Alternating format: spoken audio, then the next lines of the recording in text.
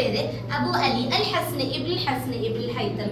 ഇദ്ദേഹത്തിന്റെ ജനനം 965 ബസ്രയിൽ വെച്ചായിരുന്നു. കിതാബുൽ മനാദിർ എന്ന വിഖ്യാത ഗ്രന്ഥം പ്രകാശ ശാസ്ത്രത്തിലെ ആദ്യത്തെ പുസ്തകമാണ്. പ്രകാശ ശാസ്ത്രത്തിന്റെ പിതാവായി അറിയപ്പെടുന്നതും ഇദ്ദേഹം തന്നെയാണ്. 7 വാള്യങ്ങളിലുള്ള കിതാബുൽ മനാദിർ പ്രകാശ ശാസ്ത്രത്തിന്റെ പുസ്തകമാണ് ഇദ്ദേഹത്തിന്റെ ഏറ്റവും പ്രശസ്തമായ രചന. 1011 മുതൽ 1021 വരെയുള്ള കാലഘട്ടത്തിലാണ് ഇദ്ദേഹം ഈ ബുക്ക് എഴുതി തീർത്തത്.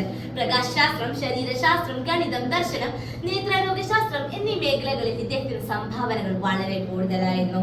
ക്യാമറ ഒബ്സ്ക്യൂറയുടെ പ്രവർത്തനം ആദ്യമായി ശരിയായി വിശദീകരിച്ചതും ഇദ്ദേഹം തന്നെയാണ്. 200ഓളം പുസ്തകങ്ങൾ എഴുതിയെങ്കിലും 55 പുസ്തകങ്ങൾ മാത്രമാണ് അവശേഷിക്കുന്നത്.